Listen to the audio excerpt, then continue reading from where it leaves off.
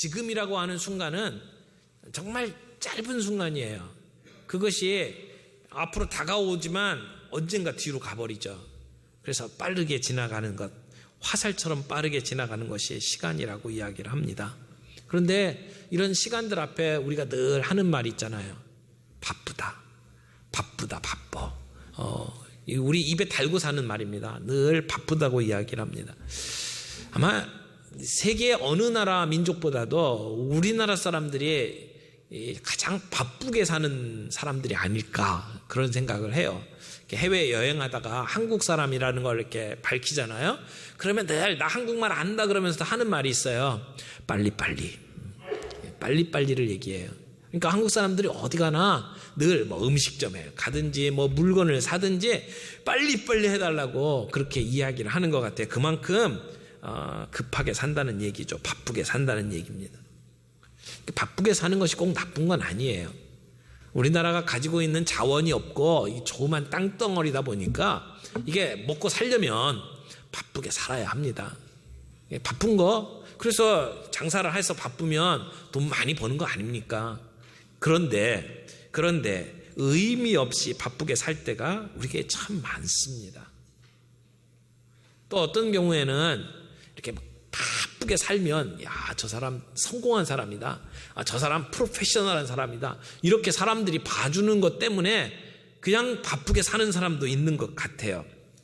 바쁘게 사니까 내가 살고 있구나 그렇게 느끼는 사람도 있는 것 같고요. 그렇지만 의미 없이 바쁜 것은 문제가 있습니다. 그냥 바쁘게 하루가 지나갔다. 그냥 살다 보니까 1년이 갔네. 시간이 어떻게 갔는지 모르겠어. 뭘 하는지도 모르는데 벌써 11월이 됐네. 그렇게 말하는 것은 문제가 있다라는 것이죠. 그런데 오늘 본문 안에서는 우리 그리스도인들이 시간과 관련해서 어떻게 살아야 되는지에 대해서 설명을 하고 있습니다. 세 가지로 함께 좀 말씀을 나누기를 원하는데요. 15절 말씀 먼저 보겠습니다. 15절.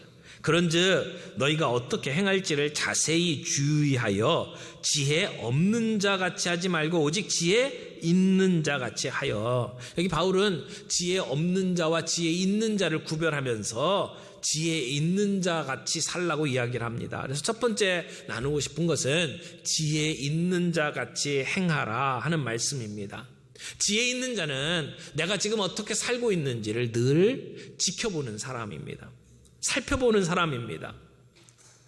여기서 지혜가 있다는 것은 단지 삶 속에 어떤 아이디어를 가지고 이렇게 많은 생각들을 하면서 살아가는 그런 지혜가 아니라 하나님의 뜻에 합한 깊은 통찰을 가지고 살아가는 사람을 의미합니다.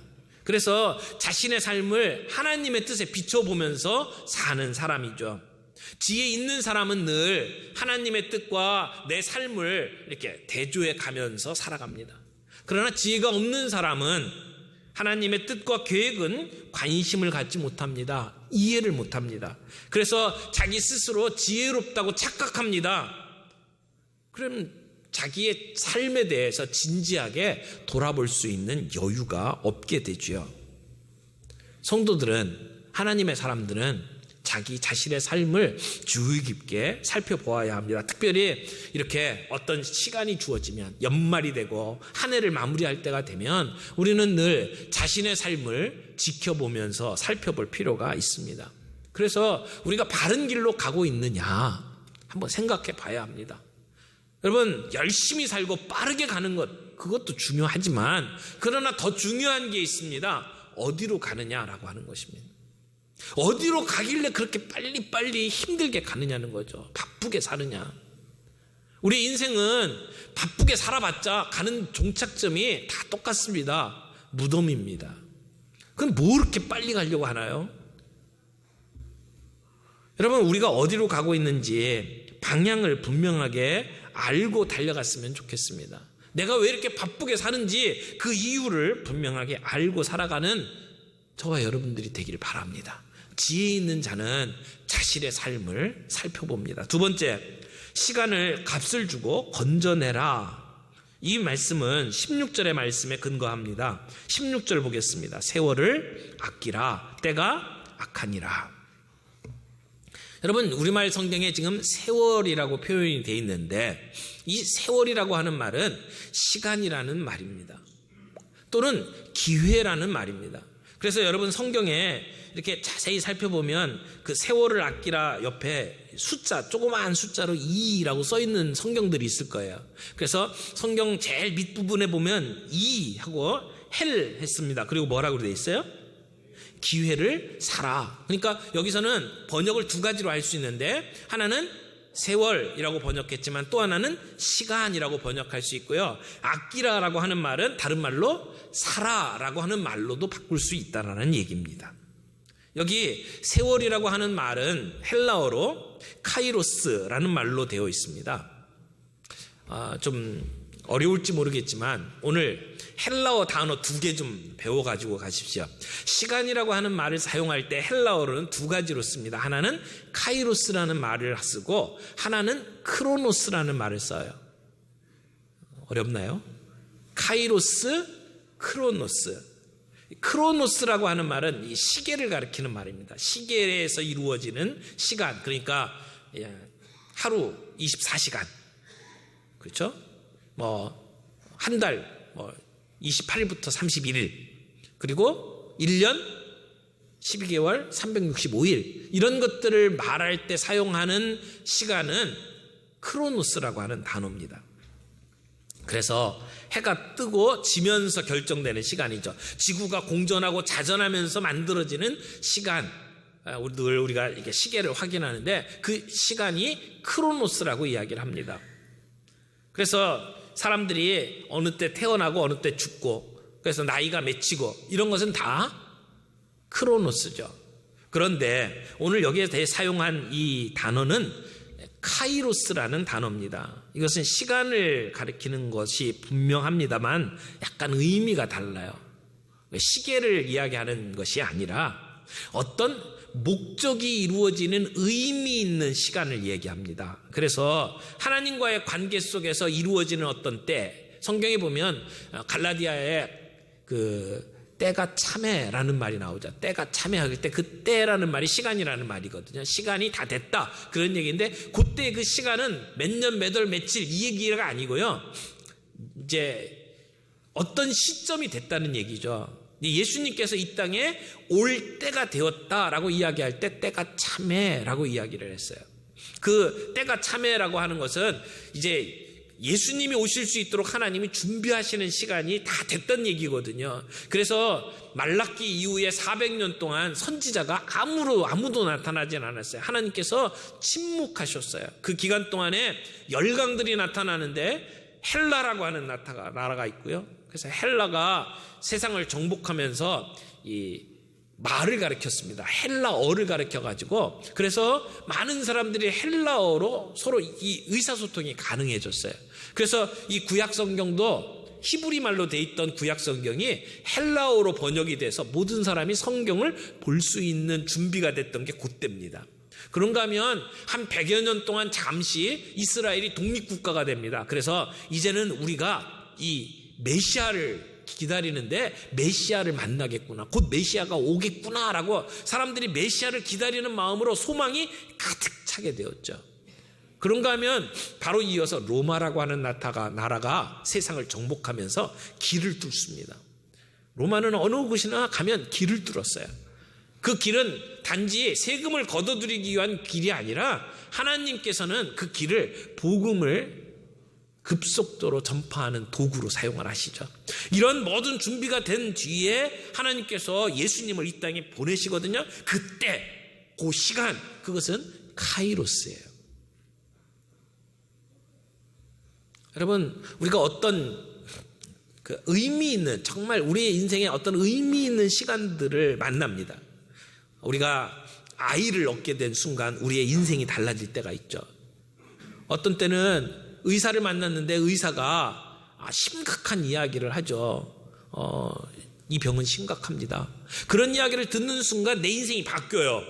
그렇죠? 이전까지 살아왔던 삶과 그런 선고를 들은 내 다음의 삶은 분명히 달라집니다. 그 시간, 그때, 그거는 카이로스예요. 한 일도 없는데 벌써 11월이 됐네요. 그럴 때 11월은 크로노스예요.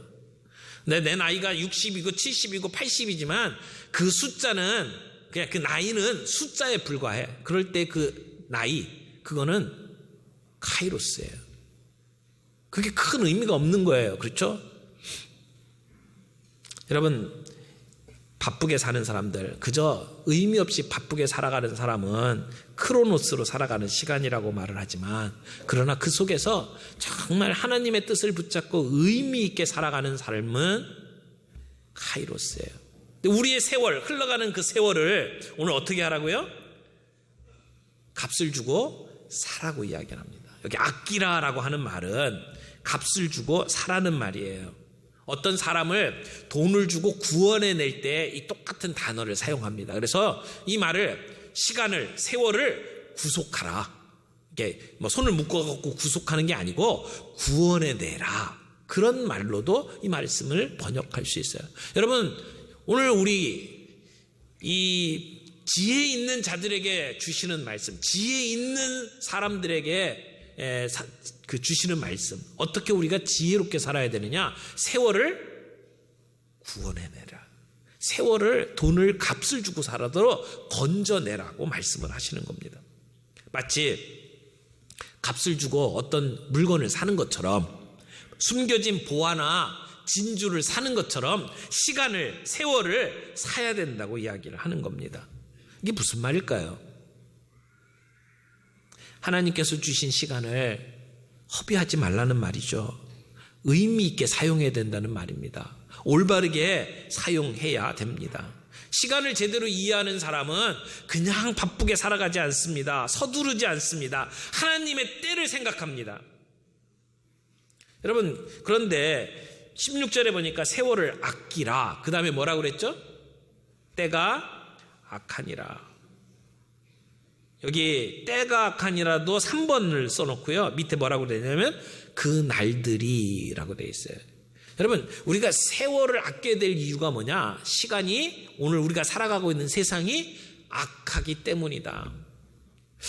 시간을 아끼라 그러면 너희 인생이 짧기 때문에 아껴야 된다, 그렇게 말할 것 같은데, 우리의 일생이, 우리의 시간이 짧다라고 이야기하지 않고 세상이, 이 때가 악하기 때문에 우리는 이 흘러가는 세상 속에서 우리의 시간을 값을 내고 건져내야 된다라고 이야기를 하는 겁니다.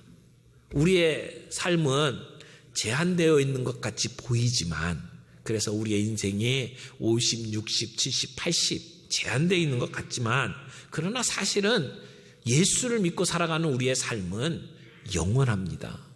우리가 이 세상에 눈을 감고 잠이 든다 할지라도 여기에서 끝나는 인생이 아니잖아요. 우리에게는 영원으로 이어져 있기 때문에 오늘 우리는 우리의 시간 속에서 조급해할 이유가 없습니다. 사탄은 우리로 하여금 조급하게 만듭니다. 두려움에 떨게 만듭니다. 그러나 하나님의 때를 아는 사람들은 두려워하지 않습니다. 조급해하지 않습니다. 그냥 시간을 허비하지 않습니다. 여러분, 기회를 선용하시기 바랍니다. 그저 시간이 흘러가는 대로 우리의 삶을 내버려 두지 않기를 바랍니다. 그 기회를, 그 세월을 값을 주고 사십시오. 선용하십시오.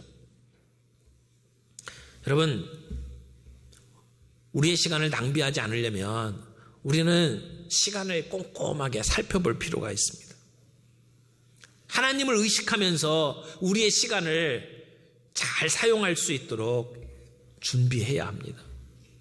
우리 크로노스의 시간이라고 하면 매일매일, 매주, 일주일, 그리고 한 달, 그리고 1년, 우리는 시간표를 놓고 거기에 꼼꼼하게 우리가 뭘 할지를 채워놓죠. 그건 크로노스입니다. 그러나 카이로스는 그 시간을 관계에서부터 출발합니다.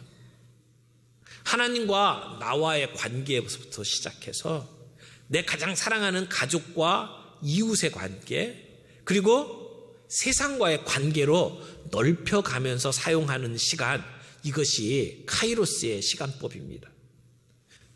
소중한 것, 정말 소중한 게 무엇입니까? 우리 그리스도인에게는 이 소중한 것이 어디서부터 결정이 되냐면 관계에서부터 시작됐다고 보는 거죠. 카이로스의 관점에서 우리의 시간을 관리하자는 겁니다. 하나님과 나와의 관계가 올바로 세워져야 우리의 시간이 제대로 돌아가는 거예요. 우리의 가장 소중한 가족들과 이웃들과의 관계가 먼저 세워져야 돈을 버는 것도 의미가 있다는 거죠. 돈을 벌고 출세는 했는데 가족들하고는 완전히 그냥 깨어져 버리고 내 주변에 아무도 남지 않는 인생은 그건 실패한 인생이죠. 성공이 절대 아닙니다. 우리 그리스도인들은 시간을 값을 주고 사야 합니다. 구속해야 합니다. 의미 있게 사용해야 합니다. 그러려면 주님과의 관계 속에서 우리의 시간표를 살펴볼 필요가 있습니다. 그 우선순위가 어디서 결정이 됩니까? 하나님의 뜻에 따라서 결정이 되죠. 그래서 17절에 이렇게 이야기합니다. 17절 보겠습니다. 그러므로 어리석은 자가 되지 말고 오직 주의 뜻이 무엇인가 이해하라. 주의 뜻이 무엇인가 이해하라. 이해하면 소중한 것이 무엇이고 먼저 해야 될 것이 무엇인지를 알게 된다는 것이죠. 우리는 영원을 살아가는 사람들입니다. 하나님의 뜻에 맞춰서 우리의 시간을 정리할 필요가 있습니다. 얼마나 길게 사느냐가 중요한 게 아니에요. 예수님은 이 땅에 33년 사셨습니다. 여러분, 누군가가 33살 살고 세상을 떠났다 그러면 여러분 뭐라고 말합니까? 요절했다고 이야기하죠. 그 사람 참 짧게 살았네, 그렇게 얘기를 합니다. 그런데 예수님은 한 생애를 마치시면서 십자가 위에서 뭐라고 말씀하셨어요? 다 이루었다고 말씀하셨어요. 예수님의 삶은 다 이룬 삶입니다. 여한이 없다는 것입니다. 이 땅에서 해야 될 일들을 다 이루었다고 말씀하시는 거죠. 예수님은 하나님의 때를 생각하면서 사신 분입니다. 하나님의 목적에 맞춰서 인생을 사신 분입니다. 그랬기에 그의 삶은 다 이룬 삶이었습니다. 여러분, 우리의 삶은 어떤 삶입니까? 제자훈련 하다가 꼭 읽히는 책이 하나 있습니다. 찰스 험멜이라고 하는 사람이 쓴 책인데 늘 바쁜 일로 쫓기는 삶이라는 책입니다. 아주 짧은 책인데 우리의 삶은 늘 바쁜 일로 쫓기면서 살아가고 있는 삶은 아닌가요? 하나님의 때 하나님의 뜻을 바라보면서 살아가는 삶은 여백이 있는 삶입니다. 여유가 있어요. 여러분, 이 책을 보게 되면 책에 활자가 있는 부분이 있습니다. 활자가 있는 부분이 있고 옆에 여백이 있죠. 많은 걸 전달하고 싶으면 책을 글자로 빽빽하게 채워야 되는데 그렇지 않아요. 책의 줄 간에 사이도 띄우고요. 옆에 여백도 둡니다. 목적이 분명한 삶, 하나님의 뜻을 아는 사람은 그 삶 속에 여유가 있어요. 예수님도요, 우리처럼 바쁘게 사신 분입니다. 성경에 보면 예수님이 제자들과 함께 이렇게 배를 타고 가시다가 풍랑을 만나잖아요. 막 엄청난 풍랑 속에 고기를 잡던 어부 출신이었던 제자들이 배를 살려내려고 애를 쓰는데 예수님 뭐 하고 있었죠? 배 뒤편에서 잠을 자고 계셨어요. 정말 곤하게 주무셨어요. 지금 어떤 일이 벌어지는지는 모르고 막 골아 떨어졌어요. 저는 그 모습을 보면서 예수님 굉장히 피곤하셨나 보다 하는 생각을 해봅니다. 왜냐하면 성경의 스토리를 보게 되면 새벽부터 예수님은 병자들을 고치시고 가르치시고 이런 일들을 하다가 그날 밤이거든요. 그러나 피곤한 삶을 살지만 예수님은 하나님과의 만나는 시간을 놓치지 않았어요. 하나님의 뜻에 맞춰서 자신의 삶을 살아가시는 분이었어요. 자기 인간적으로 사랑하던 나사로가 죽게 됐다고 빨리 오라고 하는 전가를 받았지만 예수님은 서두르지 않았어요. 배 배단위로 급하게 가시지 않고 하시던 일을 이틀이나 그곳에서 더 하고 그리고 나사로를 찾아가셨습니다. 왜? 하나님의 때를 알고 계셨으니까.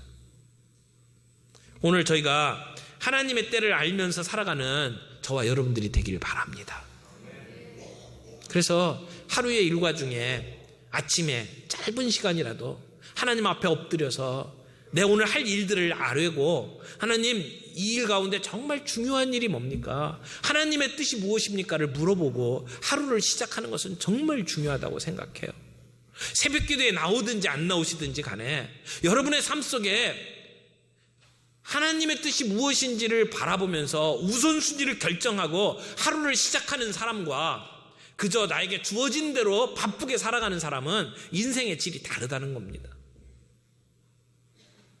하나님의 뜻이 무엇인지를 분별하고 내 삶의 우선순위를 결정하고 그리고 살아갈 수 있는, 그래서 우리의 시간을 값을 주고 건져낼 수 있는 삶이 된다면 우리의 인생은 의미 있는 인생이라고 생각합니다. 정리를 하겠습니다. 여러분, 우리의 삶 속에 나를 향한 하나님의 뜻이 무엇인지를 이해하십시오. 하나님이 나를 통해서 이루고 싶어 하시는 소명이 무엇인지를 아십시오. 소명이 무엇인지를 아는 사람은 절대 시간을 낭비하지 않습니다. 허무하게 물거품처럼 날려보내지 않습니다. 그 일이 다른 사람들 보기에 대수롭지 않은 일이라 할지라도 아이를 돌보는 허드렛 일 같은 일일지 모르지만 그것이 주님이 주신 소명이라고 분명하게 알면 그 사람은 그 시간을 그대로 흘러보내지 않습니다. 하나님의 영광을 위해서 하는 일이기 때문에. 여러분, 하나님의 뜻이 무엇인지, 내 인생의 소명이 무엇인지를 보면서 우선순위를 결정하십시오. 또 하나는 내 삶 속에 중요하지만 긴급하게 느껴지지 않는 일을 시간표에다가 넣으십시오. 정말 중요한 일, 내 영혼을 돌보는 일, 내 건강을 돌보는 일, 내 소중한 사람들과의 관계를 지키는 일, 그런 일들은 중요한 일임에도 불구하고 바쁜 일에 치여서 우리가 그냥 날려보내는 일들이에요. 그걸 먼저 내 시간표에다가 자리를 잡도록 만드는 것이 필요합니다. 또 하나, 쉼과 일의 균형을 가지십시오. 무조건 열심히 일한다고 해서 그 일이 잘 되는 거 아닙니다. 공부할 때에도 계속해서 공부만 해가지고는 머릿속에 들어가지 않습니다. 공부하고 여백이 필요해요. 쉼이 필요해요. 주님은 그래서 우리에게 일주일 가운데 하루를 안식일로 쓰라고 말씀하셨어요. 안식일을 지키라고 명령하셨어요. 해도 되고 안 해도 되는 문제가 아니에요. 쉼이 필요하다는 것이죠. 오늘 우리가 함께 모여서 예배 드리는 것도 하나님 앞에서 안식하는 중요한 방법이지 않습니까? 일과 안식의 균형을 추구하면서 단순한 삶을 살아가시길 바랍니다. 정말 중요한 핵심적인 일에는 집중하되 그렇지 않은 일은 다른 사람에게 맡길 수 있으면 좋겠어요. 또는 내가 하지 않아도 될 일을 요청받았을 때는 단호하면서도 정중하게 노라고 말할 줄 아는 그런 바운더리가 있는 삶을 살아가는 우리 그리스도인들이 되었으면 좋겠습니다.